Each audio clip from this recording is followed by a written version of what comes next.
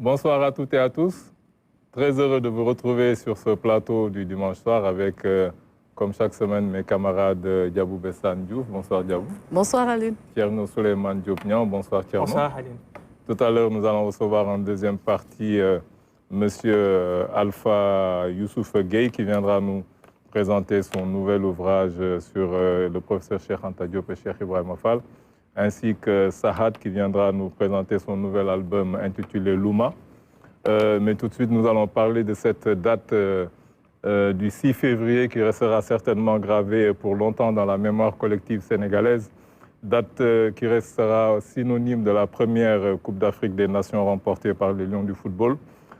Clairvoyance ou expérience, un homme a semblé avoir anticipé cet événement majeur de notre histoire récente. Il est journaliste titulaire d'un doctorat en sciences de l'information et de la communication de l'Université de Paris 2. Cet ancien reporter sportif au Soleil a enseigné à l'Université Cheikh Anta Diop de Dakar et au CESTI. Il a été également directeur général de l'Agence de presse sénégalaise ainsi que président de l'Association nationale de la presse sportive du Sénégal. Il publie aux éditions L'Harmattan Sénégal l'ouvrage intitulé La saga de l'équipe nationale de football. Nous recevons le professeur Mamadou Koumé.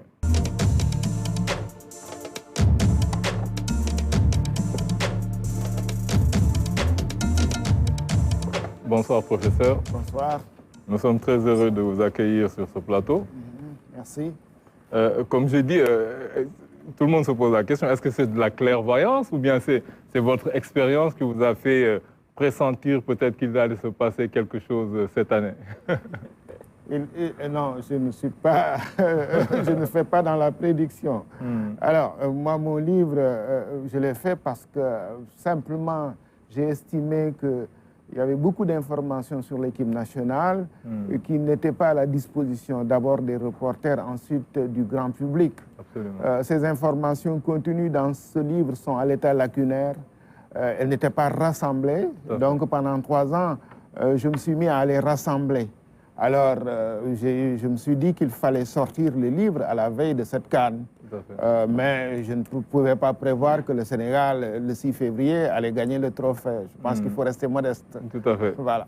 En tout cas, c'est une œuvre majeure, vraiment une œuvre monumentale que vous avez produite, parce que vraiment, c'est un excellent ouvrage. Sur le plan journalistique, le travail que vous avez fait, je pense qu'il est clair que vous êtes le premier à l'avoir fait. Tout y est vraiment. Nous qui sommes peut-être un peu plus jeunes, nous avons beaucoup appris par rapport aux équipes nationales, aux premières équipes nationales.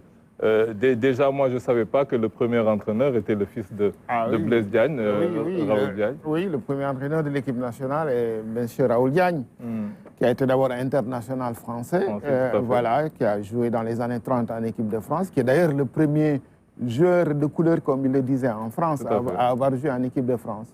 Et puis qui, à la fin de sa carrière, est venu au Sénégal, est venu entraîner l'US Gorée. Je pense même qu'il a été joueur et entraîneur à la fois, avant de prendre en main l'équipe nationale. Tout à fait. Voilà. Vous nous avez aussi, comme je disais, ce qu'il y a de minutieux vraiment dans ce travail, c'est que vous nous avez présenté, parce que c'est vraiment un ouvrage qui parle de l'équipe nationale spécifiquement. Donc tous les matchs de l'équipe nationale, avec toutes les sélections, tous les scores, vous avez tout mis. Comme vous l'avez dit, j'allais vous poser la question, mais vous y avez déjà répondu. Vous avez mis 3 ans pour faire 3 ans à rechercher toutes ces informations. Moi, la question que je me suis toujours posée en étant reporter, c'est de trouver les archives de l'équipe nationale de football. C'est de savoir... moi, j'ai commencé ma carrière de journaliste en 1979 au Soleil. Alors, je me suis souvent posé cette question. Est-ce que je pouvais trouver les matchs d'avant de l'équipe nationale? Mais ces matchs n'étaient pas disponibles. Donc, il fallait peut-être faire des recherches sur les journaux qui ont existé. Malheureusement, les journaux seulement. Parce qu'à la radio, on n'a pas d'archives de ces années-là. Heureusement qu'il y a eu 3 quotidiens. J'ai travaillé principalement sur 3 quotidiens. Sur le premier quotidien, Paris-Dakar. Voilà, de 1937 à 1961, donc une année seulement concernant l'équipe nationale de football, parce que l'équipe nationale de football est née en 1961. Ensuite, Dakar Matin. Dakar Matin de 1961 à 1970. C'est le deuxième. Et puis ensuite, le troisième, c'est le Soleil. Voilà, j'ai travaillé principalement sur ces 3 quotidiens. Alors, il se trouve que pour Dakar Matin, par exemple, vous n'avez pas tous les journaux au Sénégal, vous n'avez pas tous les journaux à Dakar. J'ai dû aller une fois à la bibliothèque François Mitterrand à Paris pour trouver les archives sur Dakar Matin. Voyez-vous ça? Nous avons un journal qui paraissait chez nous, mais nous n'avons pas la collection complète. Il fallait aller en France pour trouver la collection complète.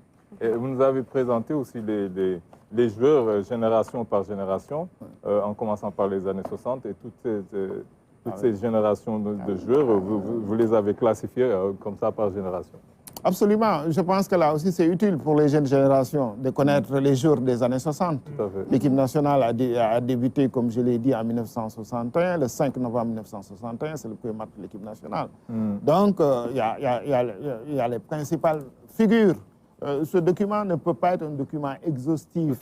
C'est-à-dire, bon, présenter tout le monde. J'ai présenté quelques figures. Je m'en excuse parce que, bon, quand le livre est sorti, certains m'ont dit oui, moi, je méritais de figurer sur le livre. Oui, je pense que tous méritaient de figurer sur le livre. Mais on ne peut pas faire. Il faut faire un choix. Voilà, il faut faire un choix, il faut sélectionner. On ne peut pas faire un livre de 500 pages. Oui. Absolument. Et là aussi, vous avez parlé aussi des entraîneurs. Ça aussi, c'est quelque chose de très intéressant. La liste de tous les entraîneurs. Absolument. Je crois que les entraîneurs sont des éléments importants dans une équipe. Nous avons actuellement notre entraîneur national, notre sélectionneur national à l'UCC, c'est le 27e entraîneur de l'équipe nationale. Donc avant lui, il y a eu 26 entraîneurs titulaires. Absolument. Et je pense qu'il était important de rechercher, de travailler sur ces différents entraîneurs, de savoir qui étaient ces entraîneurs, d'où venaient-ils, bon, et leurs particularités. Donc, j'ai essayé de faire cela. Moi, j'ai découvert beaucoup de choses en faisant ce travail. Nous aussi, on a beaucoup appris par rapport aux entraîneurs et même aussi par rapport aux présidents de fédération qui se sont succédés. Absolument. Là aussi, Absolument. Je pense que les présidents aussi, ce sont des personnages importants dans le football. Certains présidents m'ont confié, m'ont dit que bon, quand ils sont arrivés à la tête de la fédération, ils se sont rendus compte que l'équipe nationale, c'était très important, qu'il fallait s'en occuper d'abord, s'occuper de l'équipe nationale d'abord, avant de s'occuper des autres équipes. Et je l'ai dit dans le livre, il y a des présidents qui sont partis, qui ont démissionné ou qui ont été obligés de partir parce que les résultats de l'équipe nationale n'étaient pas bons. Absolument. Donc, c'est quelque chose de très important, quand vous êtes président, de s'occuper de l'équipe nationale et d'avoir des résultats. Et qui dit fédération dit évidemment le ministère de tutelle. Donc vous avez présenté aussi tous les ministres parce que le rôle est essentiel. Là aussi, il y a eu 17 ministres des Sports depuis l'indépendance. Le dernier ministre des Sports, c'est un ministre qui est chanceux. De même que l'un des premiers, parce que bon, le Sénégal a gagné la CAN, mais le Sénégal a gagné aussi un trophée qui était important dans les années 60. C'est les Jeux de l'amitié de 1963. C'est un tournoi international qui regroupait beaucoup d'équipes africaines. Bon, et la France, cette compétition n'existait pas. Donc, le premier des ministres qui a gagné un trophée, c'est Demba Diop, d'abord. Voilà. Et ensuite, aujourd'hui, Matarba. Bon, mais il y a eu d'autres trophées, peut-être sous-régionaux. Je parle du Cabral. Trophée Amilcar Cabral. Nous avons aussi un ministre qui a marqué le football sénégalais, qui a marqué le sport sénégalais. Il s'agit de François Bob aussi. Donc voilà, j'ai essayé de présenter tous ces ministres des sports et tout ce qui s'est passé sous leur magistère. On ne peut pas oublier aussi un grand ministre récemment disparu, le président Lamine Diack, qui a été à la base d'une réforme du football en 1969, mais qui était aussi surtout un technicien du terrain, parce que bon, il a été directeur technique de l'équipe nationale en 1968, ayant sous sa coupe 2 entraîneurs, Mawad Wade et Joe Diop. Absolument. Je vais passer la parole à mes camarades aussi qui ont certainement beaucoup de choses à dire, en commençant par Diabou. Oui, bonsoir, professeur. Bonsoir. Alors, c'est un plaisir et un grand honneur de vous avoir aujourd'hui en face de nous. parce que vous êtes d'abord un doyen dans le métier, quelqu'un pour qui on a beaucoup de respect et beaucoup d'estime. Et nous devons aussi vous remercier et vous présenter aussi nos chaleureuses félicitations. Merci. Parce que dans votre livre, vous avez parlé un peu des journalistes, en oubliant de vous citer, naturellement, alors qu'on sait qu'à la tête de l'ANPS, l'Association nationale de la presse sportive, vous faites partie aussi de ceux qui ont beaucoup travaillé à l'essor de ce football. Oui. Donc, moi, je vous félicite déjà pour cela. Merci. Et selon vous, il s'agit d'une combinaison d'efforts soutenus qui a donné de bons résultats. Le résultat qu'on a aujourd'hui, c'est-à-dire d'être les champions d'Afrique. Et vous avez étudié le football sénégalais depuis l'indépendance. Et dans un entretien que vous avez accordé précédemment, vous dites que si vous aviez un nouveau chapitre à ajouter à cet ouvrage, ce serait les conquérants du Cameroun. Alors, ressentez-vous le besoin de compléter votre saga avec cette finale, avec cette coupe tant attendue depuis plusieurs décennies? Ah oui, j'éprouve le besoin de compléter ce livre, bien entendu. Bon, je vais prendre du temps un peu pour le faire. Mais vous savez, faire un livre au Sénégal, c'est extrêmement difficile. Moi, pour faire ce livre, je l'ai écrit, je l'ai corrigé, je l'ai fait imprimer à mes frais. Bon, c'est vrai que j'ai été aidé, ça, il faut que je le dise ici, par le premier citoyen sénégalais, par le président de la République pour sortir ce livre. Il faut que je le dise aussi. Bon, voilà.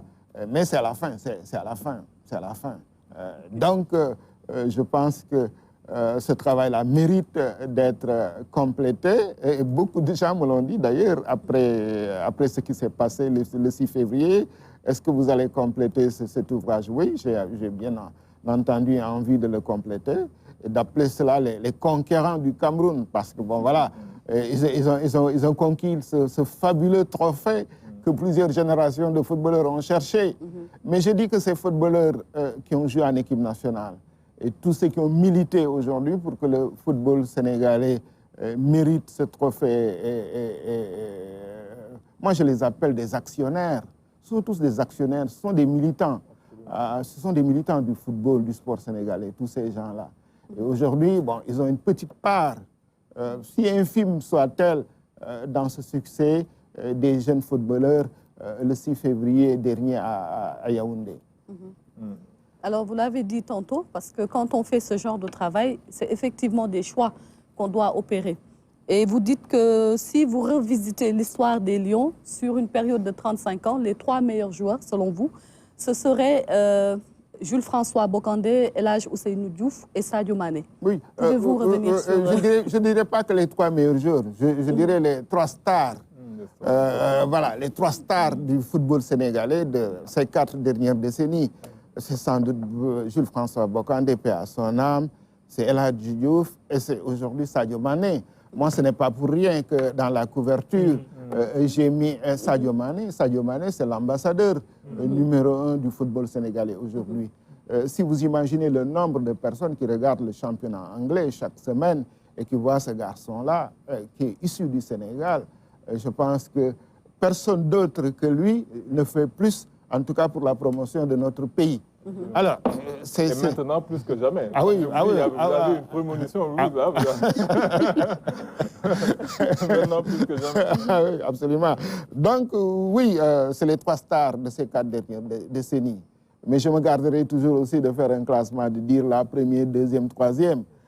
Mais si aujourd'hui on essayait d'évaluer, d'estimer ce que chacun a remporté ou fait pour le football sénégalais, c'est sans doute Sadio Mané qui serait devant. Remporter la CAN, remporter une Ligue des Champions, qui est la compétition sportive la plus célèbre sans doute au monde, et tout ça, être désigné meilleur footballeur africain, 4e au Ballon d'Or mondial et tout ça. Je pense que si on devait classer, en tout cas aujourd'hui, en termes de notoriété, Sadio serait sans doute en tête. Tous mes hommages pour ce fabuleux travail que vous avez fait. Comme il a dit tout à l'heure à l'une. Déjà, la couverture, elle est très belle. Tout le travail de recherche. C'est vraiment je ne sais pas, si je vais oser le dire, c'est une Bible du football peut-être. C'est un livre documentaire. Voilà, c'est un document. Je dis ça parce que, très sincèrement, moi j'ai beaucoup appris. J'ai beaucoup découvert des figures que je n'aurais jamais soupçonnées, qui ont existé pour le football sénégalais et qui ont participé à développer ce sport-là. Et comme vous l'avez dit, le football est à un moment devenu un outil au-delà des terrains, un outil politique, même un outil géopolitique aujourd'hui. Aujourd'hui, le Qatar est un pays qui existe sur la scène internationale parce que ce pays investit énormément dans ce sport-là, le football, entre autres propriétaires d'un grand club, etc., etc. Et c'est la prochaine destination de la Coupe du Monde. Donc, c'est tellement intéressant que, comme vous l'avez dit tout à l'heure, quand nous avons des ambassadeurs de cet acabit qui sont capables de faire rayonner notre pays partout dans le monde, on est très heureux. Et la Coupe d'Afrique des Nations qui vient ajouter à cela, c'est vraiment une très bonne chose. Et je pense aussi vraiment, en lisant votre ouvrage, à un doyen que nous tous nous respectons. Et moi, je lui rends hommage aussi. Je pense à Laye Diaw. Quand je l'ai écouté la dernière fois, lors de l'hommage consacré au Lion, parler de cette manière, on voit la passion, mais on voit aussi quelqu'un qui vraiment a voulu que cette coupe-là vienne au Sénégal, après toutes ces années d'attente stérile. Et donc, quand moi, j'ai vraiment plongé dans votre ouvrage-là, au-delà des portraits, très intéressants, les différents entraîneurs nationaux, vous avez dit, Aliou Cissé, le 27e, les ministres du sport que vous avez appelés des ministres du football, tant parce que le football a une place très importante, etc. Il y a vraiment deux chapitres qui m'ont véritablement intéressé parce que pour moi, c'est très important. C'est d'abord la fédération et les joueurs. Les joueurs, parce que c'est finalement eux qui sont sur le terrain. C'est eux qui font le boulot. On a beau faire une tactique de El Tactico, mais c'est eux qui finalement entrent sur le terrain et font le job. Et les portraits que vous avez faits, certains, je ne les ai pas connus. Ils ont existé bien longtemps que je vienne sur Terre, etc. Et comme disait tout à l'heure Diabou, les trois, c'est vraiment ces stars. Je m'arrête d'abord sur El Hadj Diouf, l'homme de 2002. Pour moi, le portrait que vous avez fait de El Hadj Diouf est intéressant, mais il est lucide. C'est-à-dire que El Hadj Ousseynou Diouf nous a fait tous rêver. On a vraiment été embarqués par son talent, etc. Je pense que vous l'avez décrit d'une manière, la belle des manières. C'est-à-dire que vous n'avez pas été dans une laudation ou dans une dynamique dithyrambique. Et ça, c'est très intéressant. Parce que je pense que parfois aussi, on devrait éviter cette pathologie de la nostalgie. Parce que quoi qu'on puisse dire à un certain moment, je veux dire, notre football s'est arrêté. Il y a eu une certaine crise. Et c'est pourquoi, je pense qu'il a joué un rôle majeur. Mais peut-être qu'aujourd'hui, il a passé le témoin. Il a passé le témoin comme lui a passé auparavant Jules-François Bocandé, qui a été une figure marquante du football, qui a été meilleur buteur en France. Ce n'est pas rien. Et aujourd'hui, comme vous le dites, c'est Sadio Mané qui incarne cette figure-là, cette star mania-là. Mais pas uniquement parce que c'est un très bon joueur. Mais je pense qu'il y a tout. Il y a tout. C'est la personnalité, c'est l'action de Sadio Mané au-delà du football. Et ça, c'est très important. Et c'est ça qui m'amène peut-être à la fédération. Parce qu'aujourd'hui, je disais tout à l'heure que le football, ce n'est plus simplement sur tapis vert. Ce n'est pas uniquement sur du gazon. Il y a une certaine gestion. Il y a des actions qu'il faut mener en amont, etc., pour que l'équipe nationale soit dans de très bonnes conditions. Est-ce que vous pensez aujourd'hui qu'après cette coupe que nous avons gagnée, il y a une allégresse, une ivresse populaire? C'est une très bonne chose. Est-ce que réellement aujourd'hui, la fédération du Sénégal fait très bien le boulot qu'il faut, au-delà de l'équipe nationale, pour développer les infrastructures qu'il faut, pour faire en sorte que ce football-là ne soit pas juste porté au niveau de l'international par une équipe qui regorge de talents purs? Qu'est-ce qu'aujourd'hui est le rôle? Parce qu'on leur a reproché ça à un moment. Voilà ma question. Oui, je pense que le rôle de la fédération, c'est de gérer, d'administrer, de développer le football. Sans doute, parmi ces préoccupations, il y a l'équipe nationale. Il ne faudrait pas que cette équipe, effectivement, comme vous le dites, soit l'arbre qui cache la forêt. Voilà, et que ce trophée que nous avons gagné ouvre la porte à d'autres trophées. Je pense que c'est possible. Bon, permettre de développer le football sénégalais, parce que c'est possible. Je pense que un pays qui gagne la CAN, qui gagne le trophée de la CAN, normalement, bon, les sponsors vont venir. Ça, il faudra travailler sur le terrain. Exactement. Et que les produits générés par cette activité puissent servir au club, au football sénégalais, à la formation. Je pense que voilà des chantiers qui me semblent être importants, la formation, le perfectionnement, voilà, la mise en place de terrain. Oui, je pense que tout cela est possible. Et la seconde question peut-être est dans la même dynamique. Vous êtes un professionnel de la communication, on va en profiter. Aujourd'hui, en termes d'image, en termes de retombées, on va vers une année footballistique. C'est les éliminatoires qui se profilent à l'horizon pour la Coupe du Monde. Si on est qualifié, on ira au Qatar, Inch'Allah.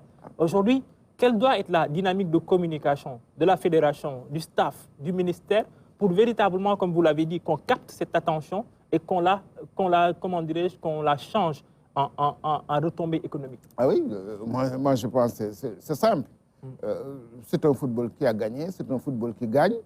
Donc, rien qu'à partir de cela, on doit pouvoir communiquer pour attirer des sponsors, pour attirer des investisseurs. Je pense qu'aujourd'hui, la fédération, l'État, à travers le département ministériel, je pense que tous doivent se mobiliser pour essayer, en tout cas, de tirer profit de ce trophée, de tirer profit de cette exposition du football sénégalais, de cette exposition des stars du football sénégalais. Ce football sénégalais qui non seulement, en tout cas au niveau de l'équipe nationale, est local, mais international. Parce que si vous prenez les 28 joueurs qui étaient au Cameroun, mais il y a 10, ce sont des binationaux, ce sont des fils de Sénégalais. Oui. Donc il y a la diaspora aussi, oui. Je pense, qui est intéressée par ce qui se passe ici. Oui. Il fallait voir les images partout où est installée la diaspora sénégalaise après la victoire, pour se rendre compte de la force du football, de la force d'une équipe nationale. Oui, mais je pose la question parce que, sincèrement, après la victoire, j'ai fait un tour sur certains sites officiels, même le site du ministère du Tourisme. Et moi, j'étais un peu offusqué. Je me dis, je n'ai pas vu véritablement, on a juste mis que le Sénégal était champion d'Afrique, mais alors que, comme vous l'avez dit, partout, c'est comme si c'était une synchronisation internationale. C'est-à-dire qu'on a célébré la victoire du Sénégal et beaucoup de pays africains étaient avec nous et c'est super en fait. Vraiment, il y a le déficit de Soutoro en fait. Donc je pense qu'on doit capitaliser cela, cette sympathie-là autour de l'équipe nationale parce que le football n'est plus juste sur le terrain. Et ma dernière question, c'est, on parle de football. Dans cette sélection-là qui est allée au Cameroun, il n'y a eu qu'un seul joueur issu du championnat local. Quelle est, vous, un peu votre vision par rapport à ça? Je pense que ça, c'est un choix. C'est un choix. Mais il ne faut pas perdre de vue une chose qui est importante. C'est que le football, à ce niveau, c'est l'élite. Ce sont les meilleurs. Alors, c'est l'élite. Nous n'avons pas de meilleurs au championnat local. Attendez, c'est l'élite, c'est les meilleurs. Donc, vous ne pouvez pas comparer un championnat, par exemple, de France, Ligue 1 ou Ligue 2, avec le championnat du Sénégal. Ce n'est pas le même niveau. Mais je pense que sur 28 joueurs, quand même, on aurait pu prendre un peu plus qu'un seul joueur. On aurait pu prendre 3, 4 joueurs. Bon, mais ça, c'est l'option de l'entraîneur. Regardez l'équipe de France. Voilà, voilà. En 2002, il n'y avait qu'un seul joueur qui jouait en France. Dans l'équipe de France, oui. C'était Djibril Cissé. Oui. Je pense même que l'équipe de 2022, si vous regardez les joueurs qui jouent en France, bon, maintenant avec le PSG, c'est vrai qu'ils ont atteint oui, c'est une option. Ça dépend du niveau aussi de la compétition locale. L'Égypte, 23 joueurs locaux et 5 expatriés. Oui, il n'y avait que 5 expatriés et 23 joueurs locaux parce qu'ils ont un championnat qui est très fort, où il y a beaucoup d'argent, où les joueurs n'ont pas besoin de s'expatrier. Alors que vous voyez ici des jeunes Sénégalais qui s'expatrient pour 500 000 francs CFA. Donc le problème, il est ici. Il faut que sur place, qu'on puisse organiser un championnat, des compétitions attractives, capables de retenir capables de retenir les joueurs. Parce que je pense que c'était votre avant-dernier chapitre, vous parlez de l'exode des jeux. Oui. Parce que ça aussi, j'allais en terminer avec ça, c'est assez problématique. Vous l'avez bien dit. Parce que moi, j'ai tendance toujours à parler de miracle sénégalais. En 2002, c'était le miracle absolu. 2022, peut-être aussi, on n'est pas loin du miracle. Vous me direz aussi qu'il y a une certaine logique parce que depuis qu'on a des clubs qui forment, comme Génération Foot, comme Djambar. Voilà, exactement. Depuis qu'on a ça, parce que quoi qu'on dise, Sadio Mané, c'est un pur produit sénégalais. Ah oui, Idrissa Gana Gueye, on a beaucoup il y en a beaucoup. Absolument, beaucoup de joueurs qui... Donc, on a connu la même chose en Côte d'Ivoire. Aussi, il y a des joueurs qui étaient issus un peu de ce genre de club-là. Mais le revers de la médaille par rapport à ce genre de club, c'est que ce sont des clubs qui vendent des joueurs. Absolument. Une fois qu'on les forme, on les vend. Donc, on n'a plus ce type de grands clubs qu'on avait avant, comme Diaraf, comme la Jeanne d'Arc, pour pouvoir au moins faire un tour, passer un tour dans les compétitions africaines. Depuis qu'on n'a pas un club qui va, ne serait-ce qu'en huitième de finale ou en quart de finale de compétition. Ce que vous dites est d'autant plus juste que c'est pendant la période de la pandémie où on a pratiquement fermé les frontières, les joueurs étaient obligés de rester chez eux, qu'on a fait les meilleures compétitions de clubs il y a 2 ans. C'est vrai. Voilà, il y a 2 ans, on a atteint un niveau qu'on n'avait jamais atteint depuis très longtemps, depuis 20 ans, 25 ans. Absolument. Donc les joueurs étaient obligés de rester, ils ne pouvaient pas partir. Par conséquent, le résultat, c'est que vous avez des équipes fortes. Voilà. Je pense que ça dépend du tissu économique. Et ça dépend aussi de la capacité de ces clubs à former, à pouvoir proposer véritablement des contrats intéressants aux joueurs. Mais surtout les sponsors. Je pense que ça, vous allez faire peut-être un autre livre sur ça. Parce que c'est l'aspect économique. Parce que le football, comment on peut faire? On a une Ligue Pro. Mais depuis qu'on a la Ligue Pro, qu'est-ce que ça a véritablement changé? Ça n'a pas changé beaucoup. Moi, je préfère plutôt qu'on parle de football non amateur que de football professionnel. C'est véritablement pas un football professionnel.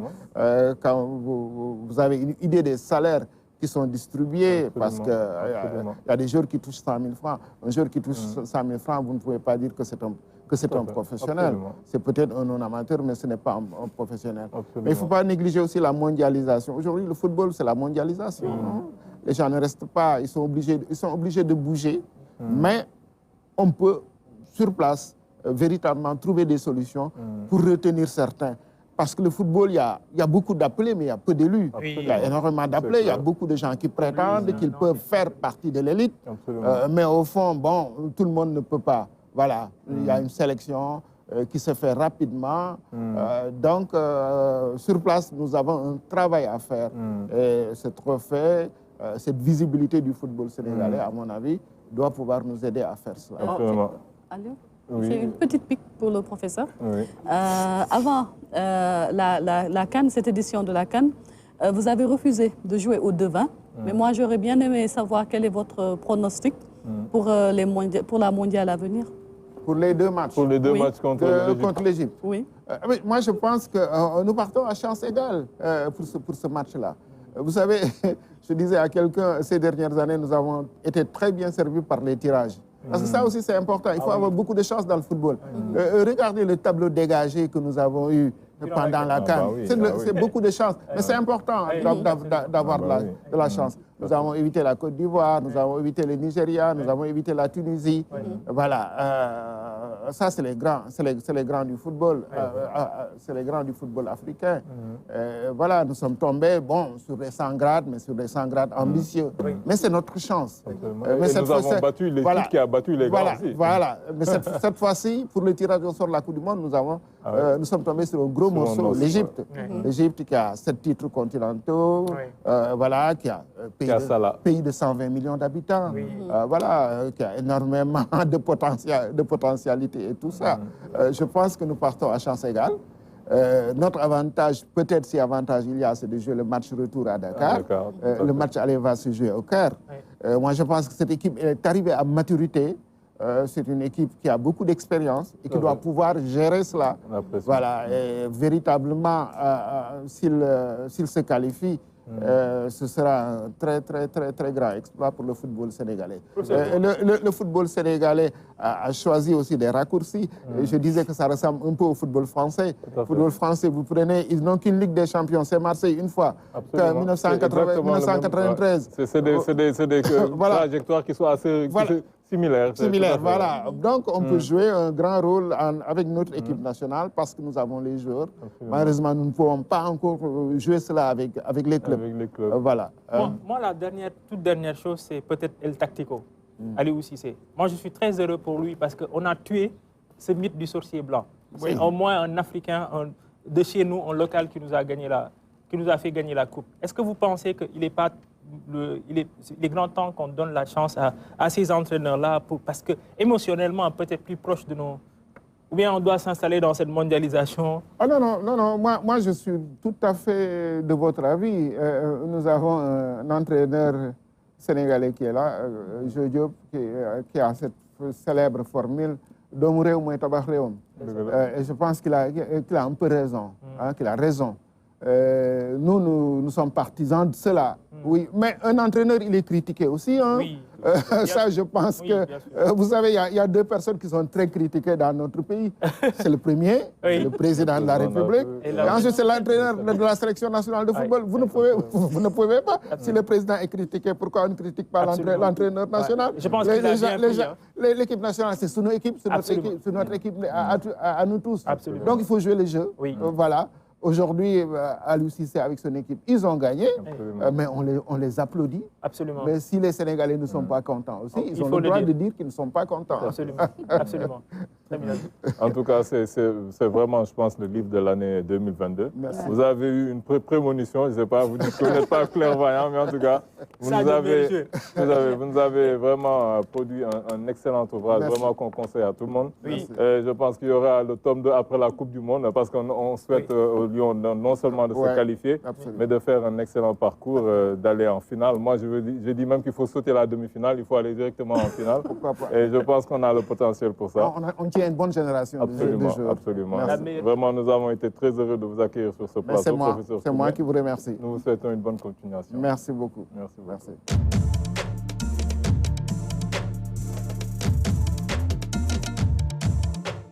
Nous allons dans cette deuxième partie parler d'une autre date mémorable de ce mois-ci, qui est celle du 7 février, qui correspond à l'anniversaire du décès de celui que l'on surnomme le pharaon du savoir.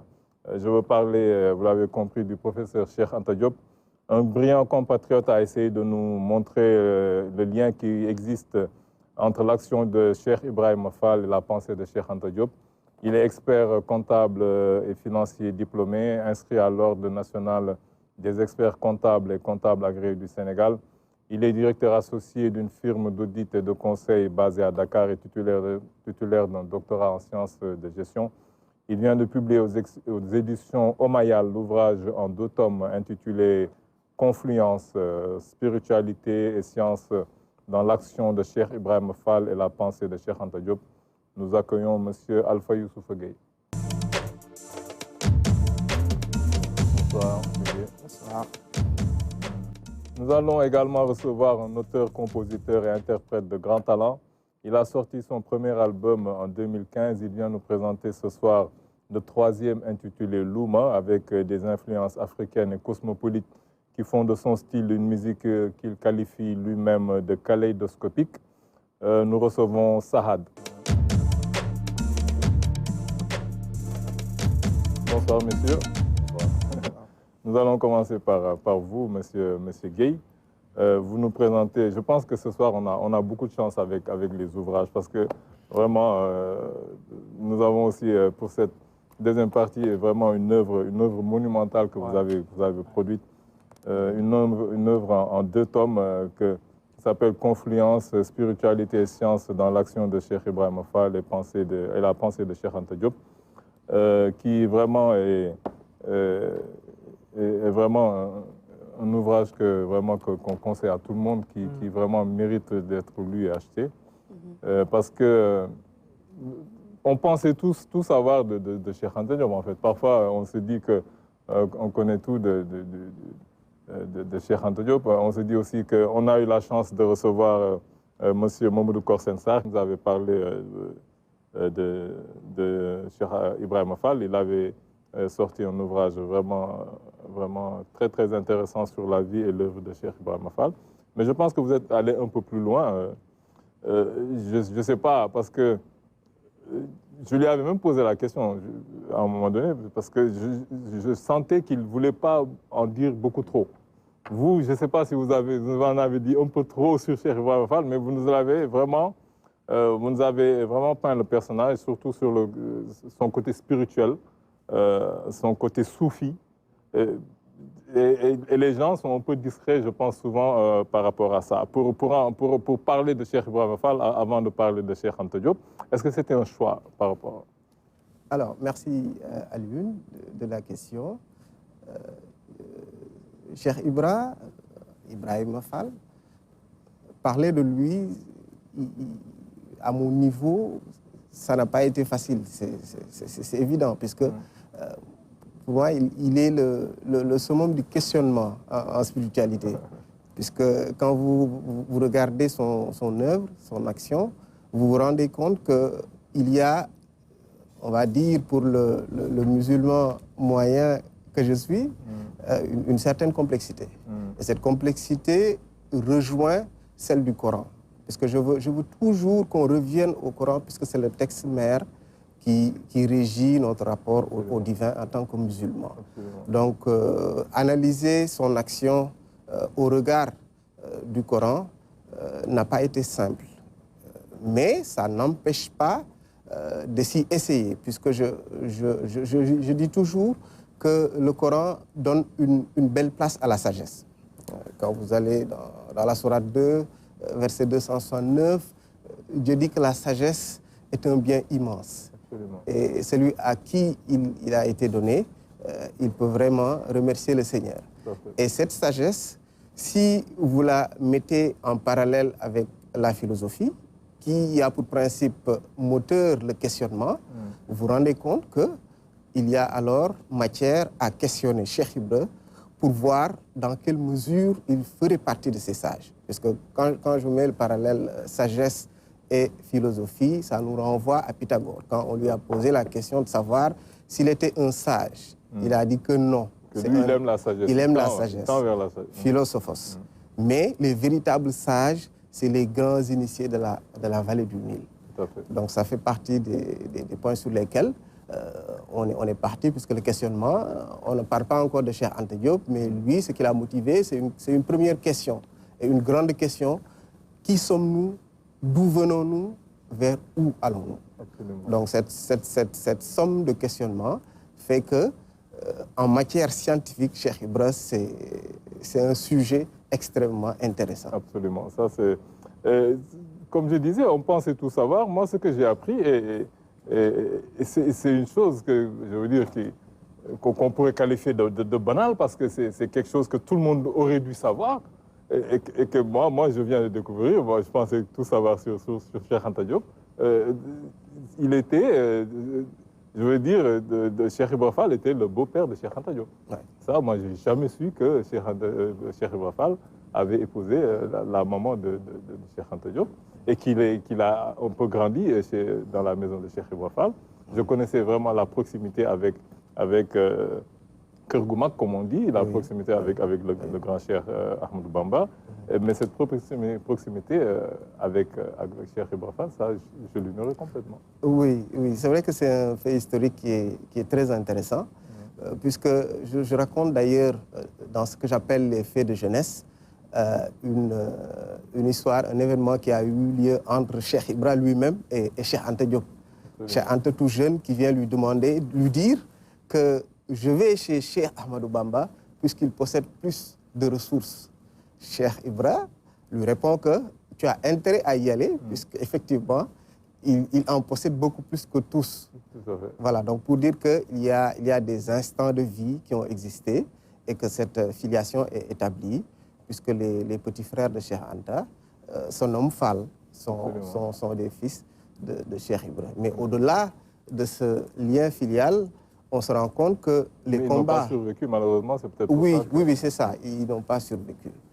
Donc, au-delà de ce lien filial, il est vrai qu'ils ont pris des chemins différents, mais on se retrouve à avoir des éléments qui nous intéressent en tant qu'Africains, en tant que Noirs, qu'ils ont portés. Et pour moi, c'est d'ailleurs le plus important. C'est comme si on nous signifiait qu'il y a un lien, allez-y passer par le lien filial, mais vous pouvez aboutir à un lien beaucoup plus étroit. Absolument. Qui sera le bénéfice de... Parce que quand vous parlez de confluence, moi, à travers l'ouvrage, à travers les 2 tomes, on a un personnage qui est en filigrane et qu'on ne voit pas sur la couverture, c'est Cheikh Ahmadou Bamba. Moi, à votre place, peut-être qu'on aurait fait ce triumvirat, peut-être le sommet de la pyramide, Cheikh Ahmadou Bamba, et les 2 produits, peut-être qu'on voit. Parce que, comme vous l'avez dit,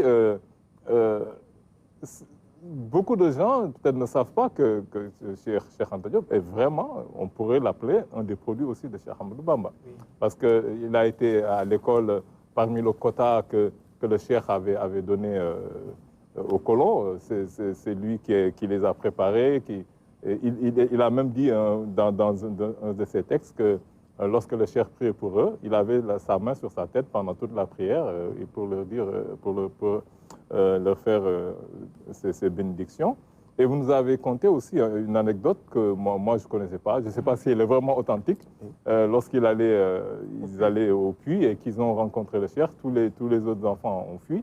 Et lui, il est resté. Il lui a, non seulement, je pense qu'ils allaient prendre du bois, il leur a dit man maa lay duyal maa lay yen maa lay texaña maa lay sol ba nga fees. Je veux dire, c'est une métaphore et c'est exactement ce qu'il a fait. Donc tout ça, je veux dire que c'était un triumvirat. Peut-être il aurait fallu mettre toute cette connexion avec le Cheikh. Oui, sachant que c'est une possibilité, mais peut-être qu'en analysant la relation entre Cheikh Ibra Fall et Cheikh Ahmadou Bamba, qu'on connaît le plus, on peut d'abord étudier Cheikh Ibra en sachant a priori quelle est la porte. Absolument. De la voie que Cheikh Ahmadou Bamba a mise en œuvre. C'est les 2 revers d'une même médaille. Ah ouais, donc, à travers lui, vous avez parlé de Cheikh Ahmadou Bamba, forcément. Mais comme vous dites, il y a cette anecdote qui est là, mais il y a d'autres faits que je relate pour moi qui sont même plus puissants, puisque quand vous vous souvenez de la visite de Cheikh Ahmadou Bamba, quand il est revenu du Gabon. Absolument. Il est parti à Sanoussi. Un de ses disciples, c'est Cheikh Sirelo, qui lui a réservé un accueil mémorable. Ce Cheikh Sirelo, il est le père de Arif Lo. Arif Lo qui a facilité l'entrée... Je ne vous coupe pas, mais peut-être je sais là où vous voulez en venir, mais vous allez me marcher sur la langue. Parce que c'était là où... C'était le fait inédit, vraiment. Parce que je ne vous cache pas, hein, moi j'ai eu du mal à croire à certaines choses. Hein. Je m'étais dit qu'une fois sur le plateau, je vais vous demander vos sources. Est-ce que... Parce que pour moi, c'est des choses, à mon avis, c'était inimaginable. Je ne peux pas croire que Cheikh Anta Diop, en allant en France, a dit à sa maman, je veux les malles de Cheikh Ahmadou Bamba, dans lesquels il avait mis ses bagages, et c'est avec ces malles-là que je vais aller en France. Ça, est-ce que c'est une réalité? C'est vérifié et vérifiable. J'ai eu la chance de partir sur place à Sanoussi pour vérifier ces valises reliques, puisqu'il faut savoir que c'est des reliques. C'est des reliques qui ont une valeur spirituelle inestimable. Et pourquoi je dis que c'est vérifiable? C'est la personne à qui Cheikh Anta Diop avait confié ces valises pour les porter à Sanoussi qui m'a rapporté ce fait. Et quand je suis parti sur place, comme dit le préfacier Boubacar Boris Diop, de ne pas rester dans les écrits seulement, de donner à la partie terrain toute sa valeur en recherche. Donc, et là où je voulais en venir, c'est qu'en plus de retrouver ces valises reliques, le plus intéressant, c'est de savoir ce que Cheikh Ahmadou Bamba a dit à la dame nommée Sokhna Ngoura Diop, qui est la mère de Arif Lo, qui est la mère de Arif Lo et de Mambare Diop. Donc, Arif Lo, quand Sokhna Ngoura s'est bien occupée de Cheikh Ahmadou Bamba, à la fin de la visite, lui a demandé de lui dire sur quoi elle souhaiterait que lui, Cheikh Ahmadou Bamba, prie pour elle. Elle lui a répondu d'avoir une progéniture qui soit une des meilleures. Et Cheikh Ahmadou Bamba lui répond que je prierai pour que tu aies une progéniture qui soit toujours aux côtés de ma progéniture. Et Sokhna Khady Ngoura a eu 2 enfants, Mambare Diop et Arif Lo. Arif Lo a été le chauffeur attitré de Cheikh Mohamed Moustapha, l'aîné de Cheikh Ahmadou Bamba, et Mambare Diop a été le chauffeur attitré de Cheikh Anta Diop. Donc je dis que Cheikh Anta, peut-être que le Cheikh le considérait comme son fils. Absolument. Donc pour valider encore que ce lien, il est là. Et le plus important, c'est derrière de voir quels sont les enjeux historiques pour le noir, pour les Africains, pour savoir que c'est une confluence, c'est une convergence qui est là, qui n'attend qu'à être connue. Absolument. Et avant de passer la parole à mes camarades, pour parler un peu aussi de cet aspect de la pensée de Cheikh Anta Diop, parce que aussi beaucoup ignorent, et c'est un débat qui est encore prégnant. Jusqu'à présent, on parle un peu de kémitisme, on parle de religion africaine, on émet des doutes aussi sur la spiritualité de Cheikh Anta Diop. Et ça aussi, vous en avez beaucoup parlé dans l'ouvrage. C'est d'abord méconnaître la spiritualité africaine. Parce que pour moi, la base, c'est ça. C'est tant que les gens ne seront pas de connaître, de faire des recherches sur cette spiritualité africaine, ils penseront toujours que lorsqu'on est dans cette spiritualité, c'est parce qu'on est polythéiste, c'est parce qu'on ne connaît pas l'unicité de Dieu. Alors que c'est tout à fait le contraire, en fait. Parce que vous avez parlé des textes des pyramides. Pour moi, il n'y a pas plus métaphysique, il n'y a pas plus gnose. Quand on parle de la gnose, le summum de la gnose, c'est les textes des pyramides. On ne peut pas avoir plus que ça. Et vous avez un peu parlé de tradition primordiale. Quand Guénon parle de tradition primordiale, peut-être que nous, c'est à nous, Africains, de parler vraiment de notre spiritualité, parce que les autres ne le feront pas pour nous. Guénon a beaucoup théorisé l'Occident et l'Orient, mais pour lui, l'Orient, bon, c'est l'Égypte, pas l'Égypte ancienne. Personne ne va théoriser l'Afrique en dehors de nous-mêmes. Donc c'est à nous de pouvoir théoriser l'Afrique et c'est à nous de pouvoir théoriser la véritable tradition primordiale parce que ces intellectuels, aussi brillants qu'ils puissent être, j'ai vu que vous avez plus lu Slimane Rescrit que Guénon quand même. Parce que vous avez beaucoup plus parlé de Slimane qui est vraiment un guénonien vraiment de premier rang. Mais aussi brillant que Guénon puisse être, je pense que quand il parle de tradition primordiale, peut-être qu'il ne sait pas que cette tradition primordiale, c'est la tradition de l'Égypte antique. Alors, merci. Déjà, c'est très bien de discuter avec quelqu'un qui lit René Guénon, que j'ai beaucoup lu, que je connais assez bien, puisqu'il donne des éléments fondamentaux de compréhension de la religion dans toute sa spiritualité. Et comme vous dites, hein, l'Occident et l'Orient, c'est un débat qui est là. Et ce qui est à la base de cet Occident et de cet Orient, mais c'est l'Afrique. Tout à fait. C'est l'Afrique. Et Cheikh Anta écrit clairement que la pensée religieuse africaine est à la base des religions révélées. Et établir ces rapports historiques ne fait que contribuer à la fraternisation des peuples. Absolument. Et pour y arriver, je crois qu'il faut emprunter le chemin de la démonstration. Tout à fait. De veiller à savoir déjà qu'est-ce qu'on entend par cette pensée religieuse, quelles sont les différentes péripéties. C'est clair qu'il y a eu des moments où ça semblait être ce qu'on appelle du polythéisme. Mais le monothéisme est né en Égypte. Et le dire... Mais aussi, il faut savoir décrypter ce que les gens disent. Parce que c'est bien facile de voir des symboles, parce que tout est symbolique, de voir des symboles et d'en faire des divinités, alors que ce ne sont pas des divinités, ce sont des concepts. C'est ça aussi, je pense, le travail à faire. Le travail à faire.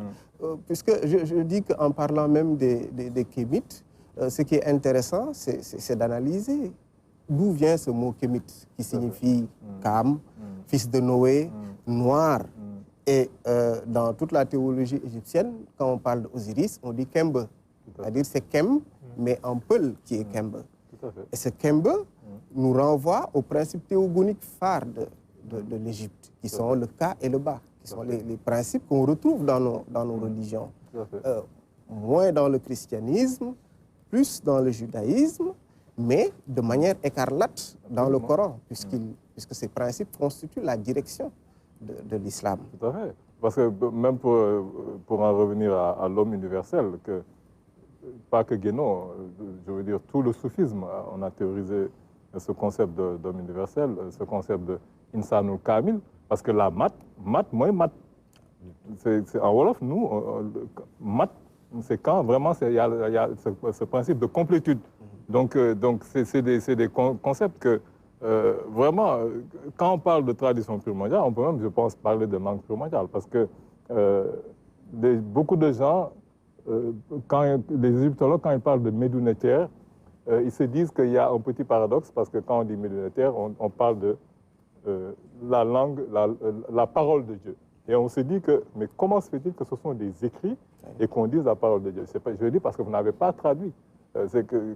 On en parlait avec un brillant linguiste qui s'appelle Souleymanian. Donc lui, il nous dit que, mais Médunetière, il faut savoir comment le transcrire. Médunetière, moi, Mindu Nyecheru. Mindu Nyecheru. Mindu, c'est écriture. C'est l'écriture des initiés. Et donc là, c'était vraiment le cercle des initiés. Et comme vous avez dit, tous les Grecs, les Grecs, quand ils allaient là-bas, c'était évident qu'ils allaient vers une initiation. Vous en avez un peu parlé, c'est la tarbiya, vraiment qu'ils faisaient là-bas. Et ce concept de tarbiya est resté jusqu'à présent. Absolument. Alors, c'est important de souligner ces éléments-là, puisque que ce soit médunetaire sur la langue primordiale, Cheikh Anta fait un travail également à ce niveau-là. Absolument. Puisque quand il nous parle de Osiris, en nous disant que Osiris, en Wolof, c'est Wessare. Wessare, c'est pour dire cette dimension eschatologique qu'il y a, cette dimension sotériologique de salut qui veut sauver le monde, qui, par son sacrifice, sauve le monde. D'autant plus qu'il a été découpé. Après, on a dispersé ces... Exactement. Ça, c'est la dimension christique qu'on a retrouvée dans le christianisme, mais qu'on connaissait déjà en Égypte et qu'on retrouvera dans la religion musulmane, mais dans des aspects où les Africains devront donner leur contribution pour montrer que cette sotériologie existe bel et bien. Absolument. Je suis en train de monopoliser la parole. Bonsoir, M. Gueye. Bonsoir. Diabou, oui. Oui, merci. Alors, au menu des surprises, parce qu'il y en a beaucoup dans vos deux ouvrages, Alioune vient de le dire, on a découvert que le professeur Cheikh Anta Diop était le beau-fils de Mame Cheikh Ibrahima Fall, mais il y a aussi l'origine de Anta, qui serait de Sokhna Anta Ndiaye Mbacké, qu'on a découvert précédemment dans un autre ouvrage, Bousso Bali. Et vous nous expliquez que justement, ce Anta qui se trouve dans Cheikh Anta Diop viendrait de là. Donc de cette dame que l'on décrit comme la solution aux énigmes. Moi, j'aimerais que vous nous parliez aussi de cet aspect-là. Parce que là, avec ce livre, ce qu'il y a de particulier, c'est qu'on redécouvre, le professeur Cheikh Anta Diop, peut-être dans des aspects inconnus jusque-là. On avait l'impression de le connaître, mais avec ce livre, on apprend beaucoup de choses. Merci de m'avoir posé cette question. Je me disais qu'en venant, qu'est-ce que Mme Diabou va me poser comme question? Ah oui. Je m'attendais à une question sur les femmes. Sur les femmes. Parce que vous savez, oui, vous savez, les femmes vont être la bouée de sauvetage pour comprendre comment la civilisation égyptienne va reprendre son rôle. Parce que quand vous allez dans le Coran, je commence par là, vous allez dans le Coran, à la sourate l'interdiction 66, à l'avant-dernier verset, le verset 11, Dieu parle des femmes qui sont les meilleures. Ces femmes-là, c'est Marie qui est la meilleure, la mère de Jésus. Et à chaque fois que vous entendrez Jésus, fils de Marie, ça renvoie à une connotation matriarcale, qui est une tradition bien africaine. Et cette femme, la deuxième qui vient après Marie, parmi toutes les femmes des mondes, c'est la femme de Pharaon. Mais Pharaon, déjà dans le Coran, il y en a plusieurs. Mais le Pharaon qui était en face de Moïse, cette femme-là, qui est la deuxième femme la plus vertueuse.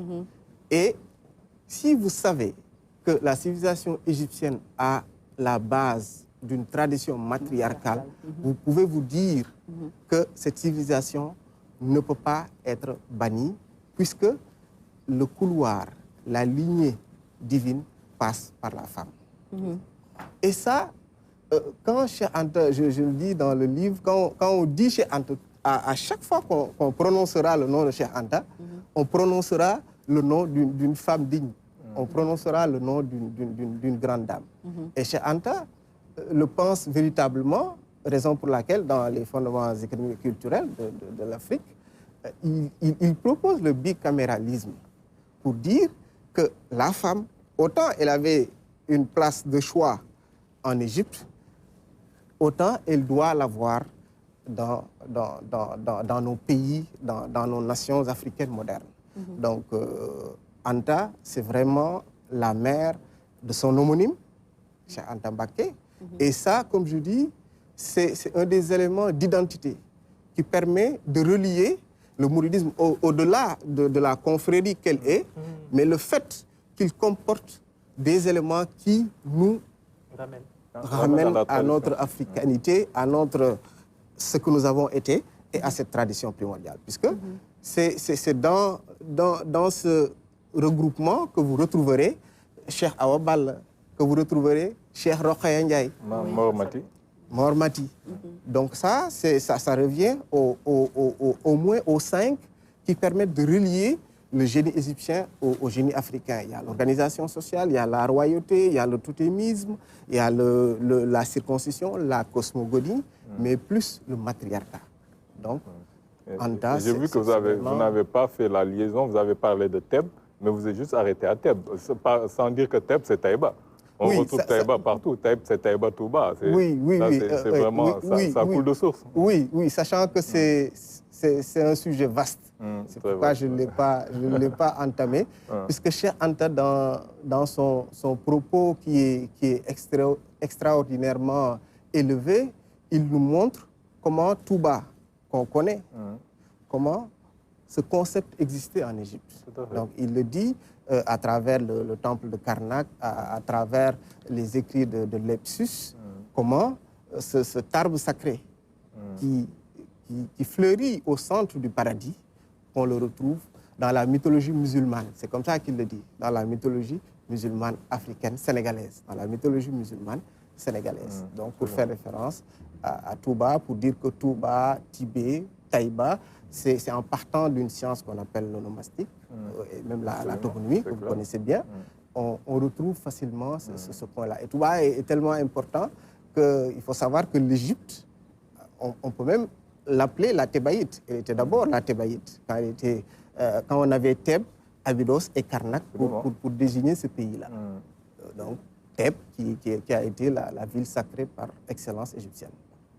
Oui, alors, une toute petite. Alors, M. Gueye, à la page 323, dans le tome 2, j'aimerais que vous approfondissiez justement vos propos.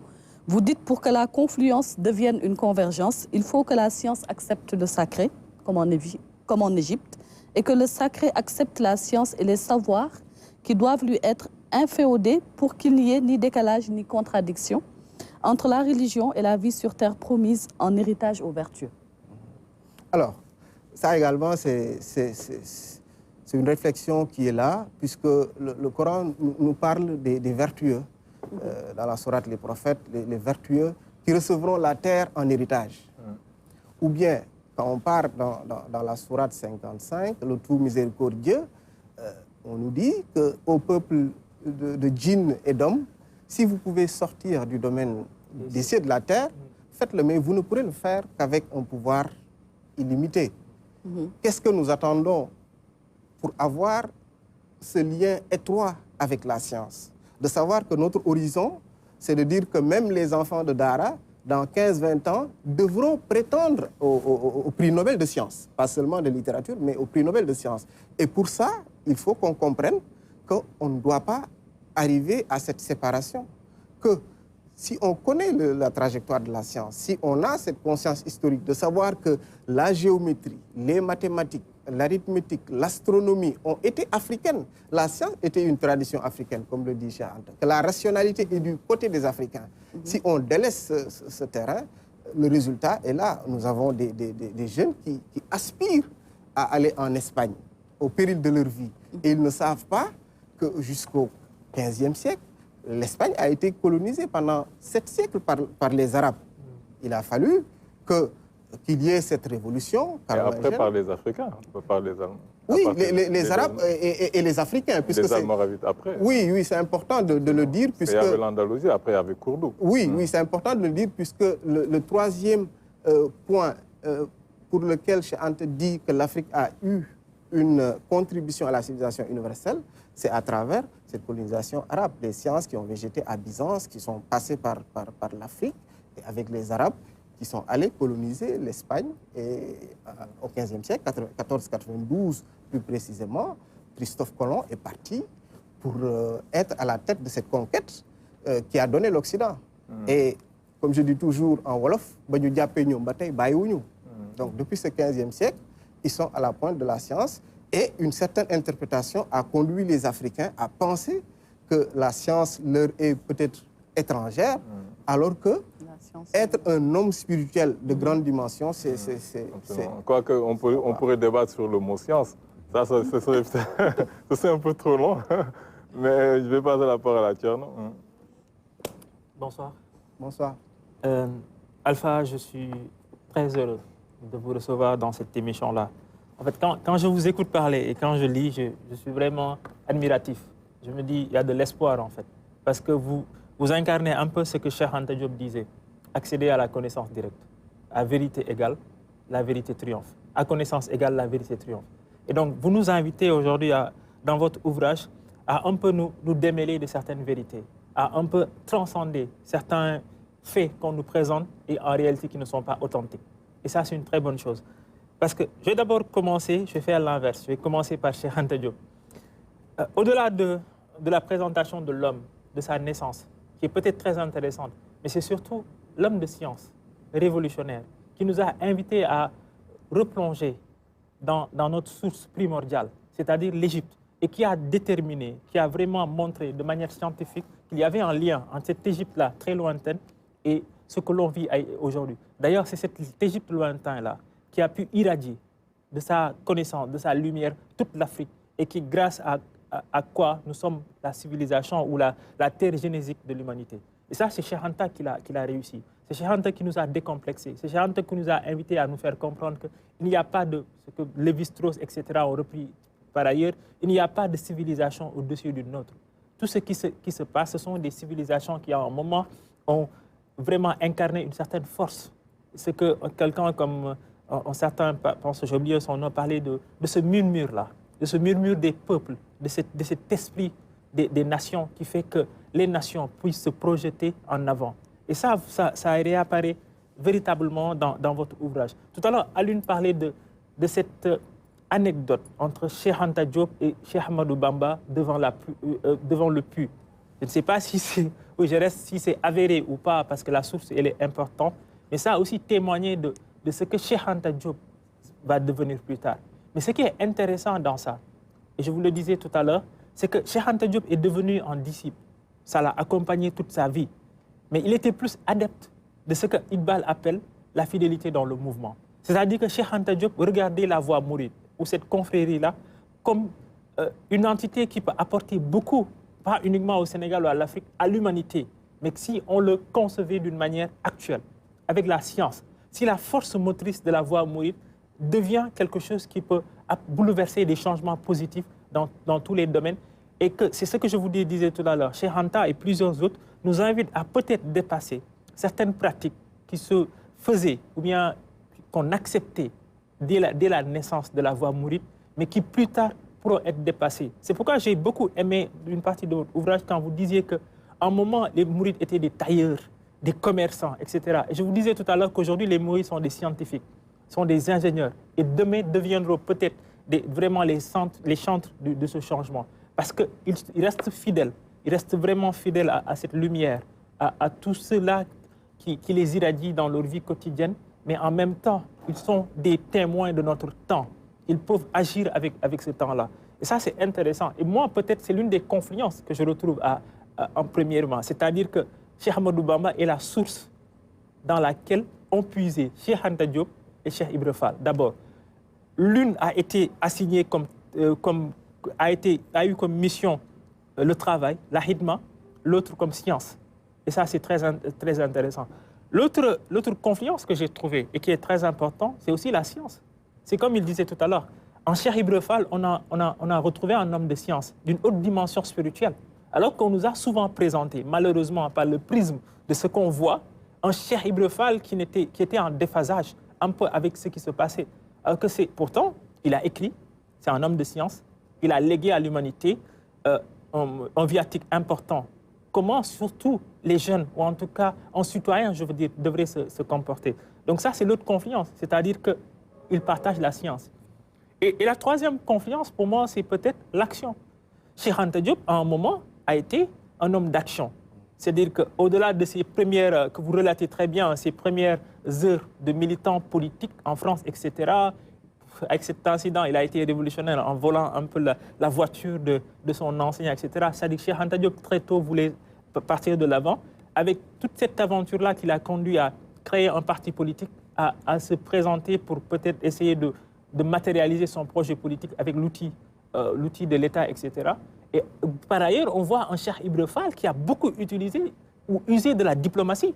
C'est très important. C'est-à-dire, on voit un Cheikh Ibra diplomate qui n'est pas dans l'affrontement, qui n'est pas dans la témérité, mais qui agit non seulement dans une certaine dynamique à faire élire un député, et qui assigne la tâche à ce député-là de faire en sorte que Cheikh Ahmadou Bamba revienne de l'exil. Donc c'est très important. C'est trois temporalités très différentes, mais confluentes, parce qu'on voit un homme de science, un homme d'action, un homme de politique. Un homme politique plutôt. Ça, c'est intéressant.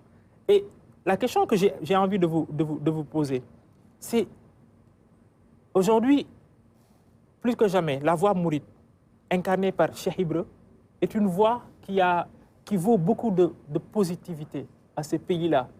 Et on voit la voix mouride être représentée ou présente dans beaucoup de pays à travers le monde. Mais il y a quelque chose d'important qui revient dans votre ouvrage et pour moi qui est fondamental, la Hitma, qui est un projet politique. Cheikh Ibra, à un moment, n'était pas comme quelqu'un retranché dans une aventure unitive avec Dieu, avec Cheikh Ahmadou Bamba. N'était pas quelqu'un qui était perdu dans la forêt, fou, comme on veut nous le présenter. Mais c'est quelqu'un qui a participé à la vie sociale, économique et politique de ce pays-là. Quelle est pour vous votre vision de la Hitma, qui peut être impulsion politique pour la société sénégalaise, africaine, pour revenir dans cette authenticité-là qui nous lie à l'Égypte? Oui. Merci Thierno. Le commentaire est juste, puisque quand vous parlez de Hitma et Cheikh Ibra Fall, c'est bien de le souligner, puisque Montaigne, il avait l'habitude de dire que les princes vous font du bien quand ils ne vous font pas de mal. Et c'est comme si Cheikh Ibra l'avait tellement compris que sur le volet diplomatique, comme vous dites, il a choisi d'autres stratégies, puisque c'est un stratège, ça il faut le reconnaître. Puisque quand on lit les archives coloniales, et moi qui suis expert comptable, que je vois qu'on dise que Cheikh Ibra gère des maisons de traitants, fait des avances de fonds, surveille la gestion de ces traitants et se fait rendre des comptes très exacts. Se faire rendre des comptes très exacts, c'est toute l'expertise comptable. C'est toute la gouvernance. Faire des avances de fonds, c'est toute la finance, avec toutes ses dimensions. Le fait d'avoir des contrats avec même certains de ses disciples, avec partage de bénéfices, ça, c'est autrement une bonne gestion du capital. Donc, pour dire que c'est quelqu'un qui était foncièrement stratège. Et le point, la force économique et commerciale, nous interpelle actuellement, puisque c'est important de dire que toujours, il faut se rendre compte que ces enseignements doivent connaître du dynamisme, doivent connaître une continuité, puisque lui-même, il a été dans cette continuité. Il n'a pas été statique. Puisqu'à un moment de sa vie, on peut considérer que peut-être qu'il a mendié, peut-être. Mais ça, c'était dans sa période d'initiation. Et il n'a pas été le premier à le faire. Sahewar Fatma, que je cite, qui est un des grands-pères de la lignée des rois du Cayor, l'a été. Et la Dior. Donc, moi, je dis que ce sont les deux qui l'ont fait, mais par initiation. Lui aussi, il l'a fait par initiation. Puisqu'il a reçu sur le plan commercial des plaintes les plus vives. Pourquoi? Parce qu'il a dominé les colons européens, les Syriens qui étaient sur place. À un moment donné, c'était l'homme le plus riche de l'AOF. L'homme le plus riche de l'AOF, mais ça, c'était une réponse qu'il a donnée, puisque ce qui s'est passé en mars, moi j'ai dit qu'il y a eu une réponse que les jeunes ont apportée en faisant des casses, mais lui, à son temps, il a travaillé à des solutions pour les battre commercialement. Pour mettre une stratégie qui soit payante. Je pense que parce que si on continue, je pense qu'on ne pourra pas parler avec Sahad, mais c'est vrai qu'il y a une anecdote, peut-être je laisserai ça aux gens qui vont lire le livre pour pouvoir la découvrir. Pour moi, c'est fondamental, rien que ça peut tout résumer. C'est quand il a juste brossé, quand Cheikh Anta a emprunté la voiture de son professeur et l'a éraflé, il l'a cogné quelque part contre un arbre. Oui. Et que maintenant, la communauté tout le monde a voulu en faire un problème.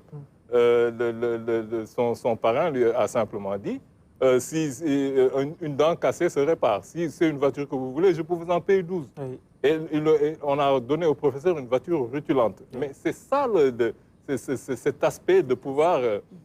Et ça, je pense, c'est un ancien colon qui l'a écrit. Il a dit que s'ils n'avaient pas réagi comme ça, s'ils étaient là à quémander ou à pleurnicher, des choses se seront passées autrement avec Cheikh Anta Diop. Ils ont dès à présent inversé cette domination qu'il y avait. Ils leur ont montré que nous sommes beaucoup plus riches que vous, en fait. Parce que c'est exactement ça qu'ils ont prouvé. Et ce qui s'est passé à cette époque, malheureusement, je pense que si on fait une analyse froide, ça n'a pas changé jusqu'à présent. Parce que je pense que les gens qui ont vécu à cette époque-là, au 19e siècle, étaient beaucoup plus décomplexés et beaucoup plus désaliénés que les gens, malheureusement, qui sont là au 21e siècle. Je ne sais pas ça, ce que vous en pensez, parce qu'il faudrait que peut-être qu'on passe à vous. Qu'est-ce que vous pensez un peu du livre? Je sais que vous ne l'avez pas lu. Je pense que déjà, c'est un bouquin hyper intéressant, parce que nous, on s'est rencontrés à l'atelier Mouam Samba, il y a cela un mois ou 2 mois, 3 mois, on s'était rencontrés déjà là-bas. Et que moi, je fais beaucoup de recherches sur la voix soufie chez les Mourides, et que je lis beaucoup Cheikh Anta Diop. Et je pense que c'est hyper intéressant qu'aujourd'hui, que notre génération, en tant que jeunes, que les gens aillent à la recherche du savoir. C'est hyper important aujourd'hui pour notre jeunesse, que les jeunes d'aujourd'hui soient des jeunes hyper décomplexés, et que sachent qu'il y a effectivement, maanaam war ñu waliyaani feneen maanaam lépp lu ñuy seet moo ngi fii te que effectivement c'est hyper important et très intéressant juste à écouter. Vous avez la parole, vous allez la garder. On va passer à vous parce que vous venez nous présenter votre nouvel album qui s'appelle Louma. C'est Louma. Exactement. Louma, c'est le marché hebdomadaire si je ne m'abuse.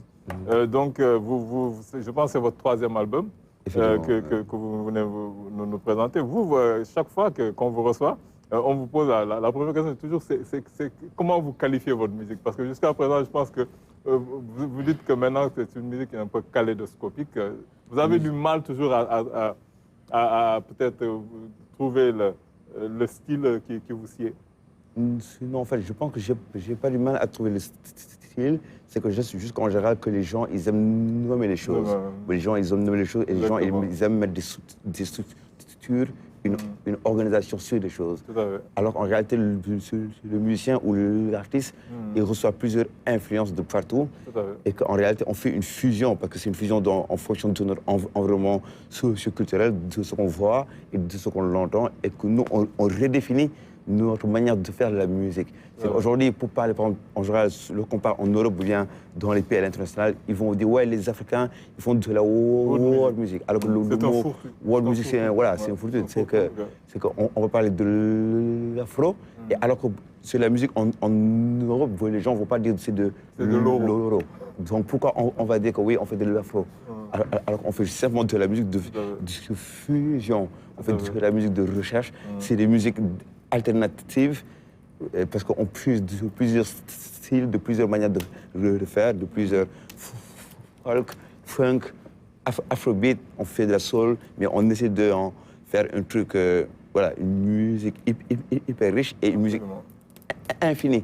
Musique infinie parce que c'est très important pour que la musique est infinie. C'est que j'aime juste dire qu'on fait de la fusion. Et que la fusion, on retrouve. Et par rapport aux deux précédents albums, pour vous, quelle est la plus-value de cet album? Qu'est-ce que vous avez... comment vous pouvez nous le présenter? Et moi, je pense que Loma, c'est un album hyper important pour nous parce que ça fait 5 ans quand même. Depuis l'an 2017, on a sorti l'ancien album, l'album Djidjou. Et que là, on vient de sortir l'album Loma 5 ans après. Et ça nous a trouvé dans une phase où nous, on était beaucoup en show, on jouait un peu partout, on voyageait énormément et on a vu énormément. Donc je pense que cet album a eu plus de maturité que les autres. Ouais, parce que c'est normal, lorsqu'on fait un tout premier album, on en fait un deuxième. Et là, on vient au troisième projet. C'était important pour nous de fixer cette identité de musique et dire que cet album Loma, par exemple, le match de Loma, c'est une identité hybride. C'est un vivre ensemble. C'est une identité hybride, c'est un vivre ensemble.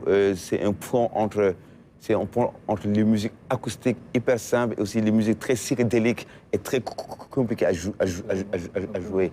Et qu'on parle de Marcel Loma aussi parce que c'est important de définir notre manière de voir le monde, en fait. La manière de voir le monde. C'est que dans un marché normal, genre, ce qu'on appelle la normalité, genre, c'est des marchés hyper structurés et tout ça, et qu'eux, lorsqu'ils viennent ici, en Afrique, ils pensent que nos marchés sont désorganisés. Alors non, en réalité, c'est une anarchie organisée, et c'est une autre manière de voir sur le monde. Voilà, c'est un semblant de désorganisation. Et qu'à travers cette hyperbole du marché Loma, j'ai juste voulu dire aux gens qu'en réalité, c'est à nous, des peuples sénégalais et africains, de redéfinir notre vision de la mondialisation. Parce que ça, c'est un marché, c'est juste un petit marché à l'échelle mondiale. C'est que le marché Loma, c'est nous qui redéfinissons la manière dont on voit ce monde. Absolument. Parce que si le marché nous connaît à nos foyers, alors dans le marché international aujourd'hui, c'est l'Occident en général qui fixe les prix et qui fixe les règles, qui dit ok, vous allez vous mettre là, vous allez vous mettre là. Alors que nous, à travers notre marché Loma, j'invite les Sénégalais et les Africains à redéfinir leur propre place à l'intérieur de leur marché. Absolument. Yes, voilà. Et pour avoir un peu une idée de ce que vous faites, nous allons passer un extrait de votre album, le premier clip que vous avez sorti de cet album, tout de suite avec Radi d'Excepret.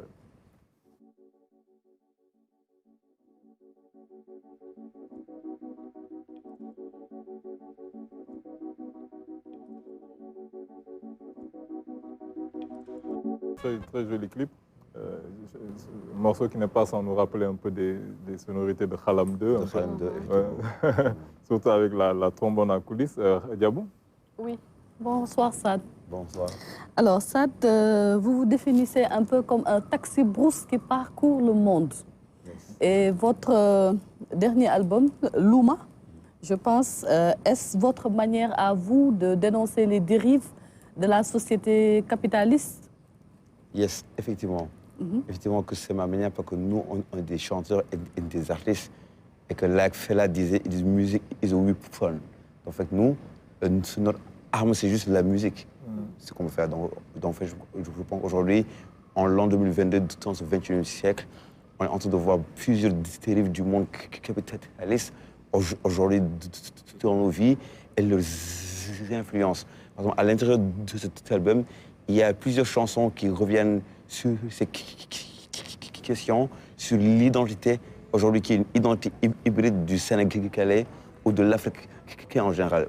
Et que même du musicien sénégalais ou du musicien africain. Donc, en faisant un album comme Loma, on rejoint les écrivains et les intellectuels africains qui sont en train de se prononcer sur la même question de l'aliénation culturelle et de la place exacte que nous, en tant que Sénégalais, Africains, nous devons aujourd'hui occuper aujourd'hui. D'accord. Alors, je vois aussi sur votre album qu'il y a un titre du nom de Live Television. Live Television. Alors, c'est une reprise de la chanson de Youssou Ndour ou est-ce une chanson inédite que vous avez faite? En fait, c'est une chanson inédite pour juste dire Live Television. Pour aujourd'hui, tous les jeunes sont juste avec le portable, Facebook, Internet, WhatsApp, Twitter. Aujourd'hui, même à l'intérieur de la maison, avec ma mère et mes frères et mes sœurs, on n'a plus l'habitude de se parler.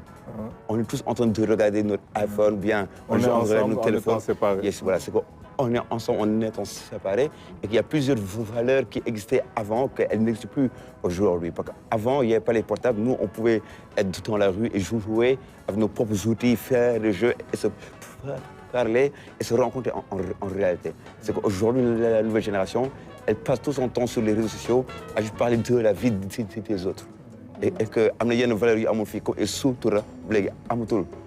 Alors parce qu'aujourd'hui il y a un portable, il y a un téléphone, donc tout ce qui se fait à l'intérieur ressort aujourd'hui à l'extérieur. Donc aujourd'hui je parle qu'on vit dans un monde où c'est juste une live télévision.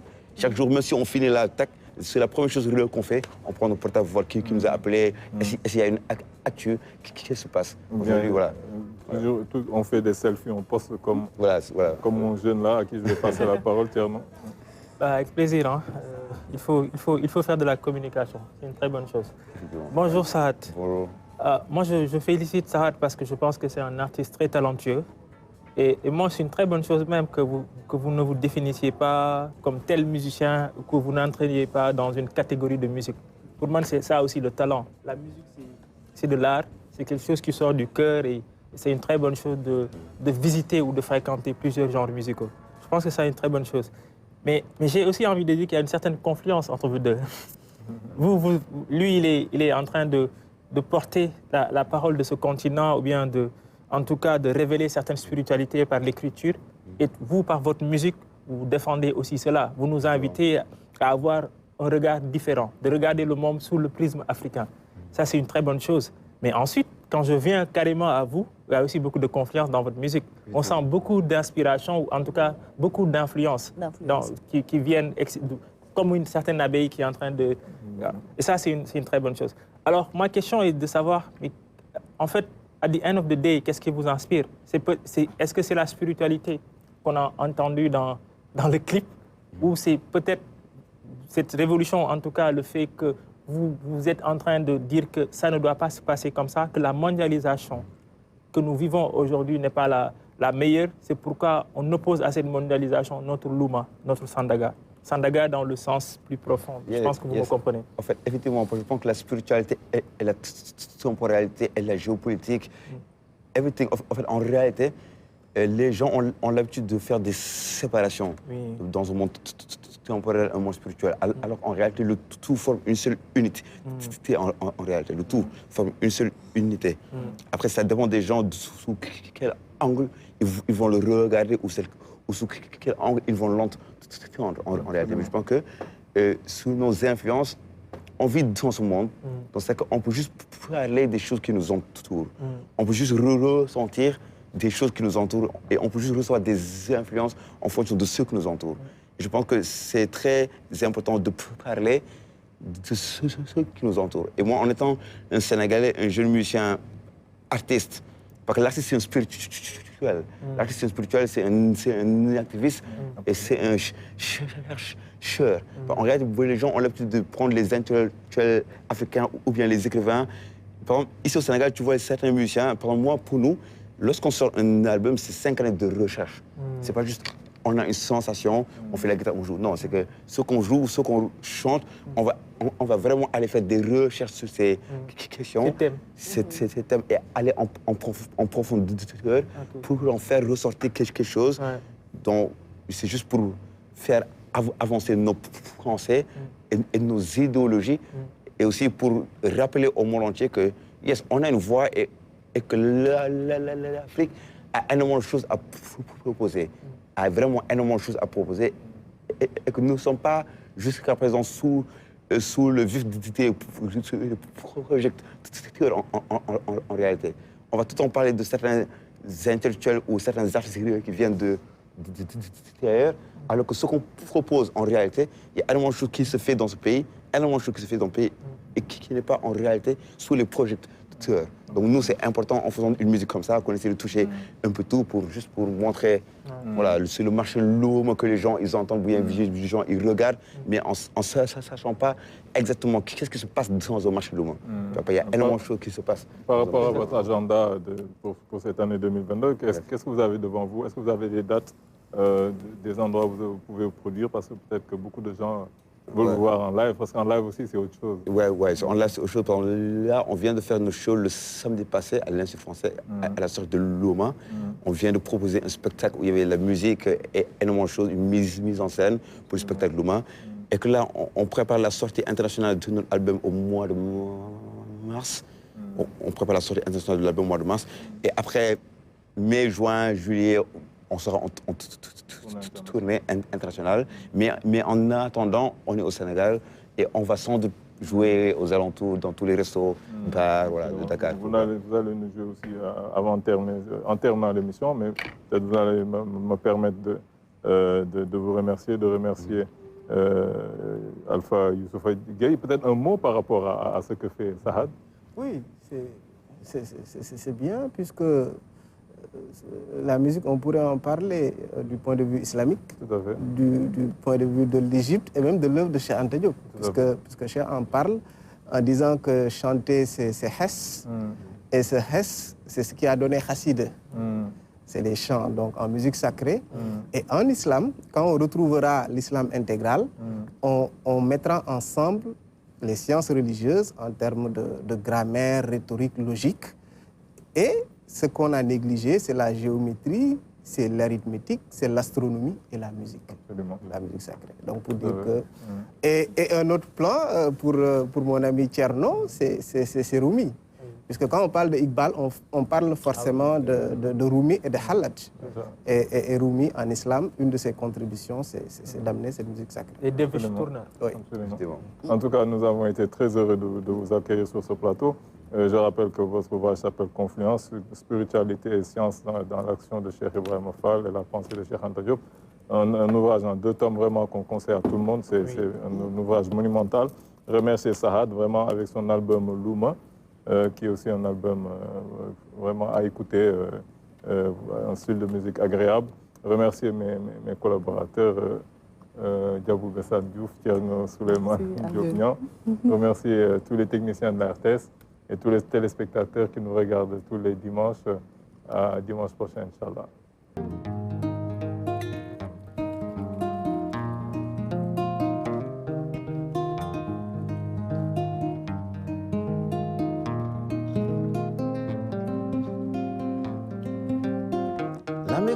Lamigolo fogo nella langa musibang kasba Chupelu danu jogal te fagasu burungu moy layba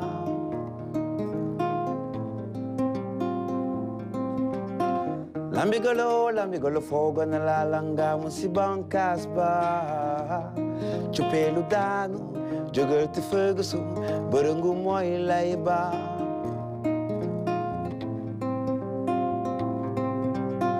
Dundu gay bu ñu nekk fitna bëri na fa dundu kaas la téeméeri soldat si benn néeg ku génn ñu rey la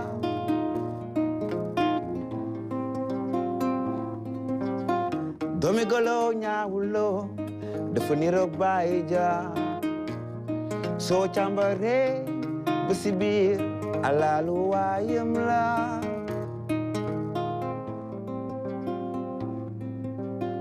Ridwan yor caabi ajanaati xetu janatu moom safu ko bako war na mbaar bañ dem na tàlli lu waay doon jaay tey lamb na Ridwan yor caabi ajanaati xetu janatu moom safu ko bako war na mbaar bañ dem na tàlli lu waay doon jaay tey lamb na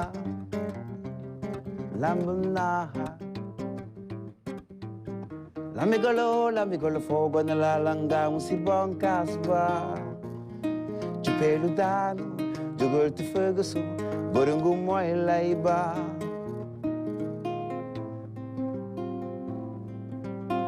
dundu géej bu ñu nekk fitna bëri na fa dundu kaso la téeméeri soldat si benn néeg ku génn ñu rey la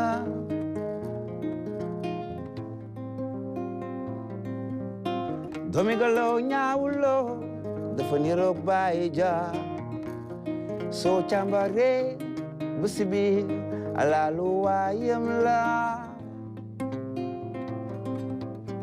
Ridwaan yor caabi ajjanaati xetu janatu moom safu ko bak war na mbaar bañ dem na talli lu waay doon jaay tey lamb na Ridwaan yor caabi ajjanaati xetu janatu moom safu ko bak war na mbaar bañ dem na talli lu waay doon jaay tey lamb na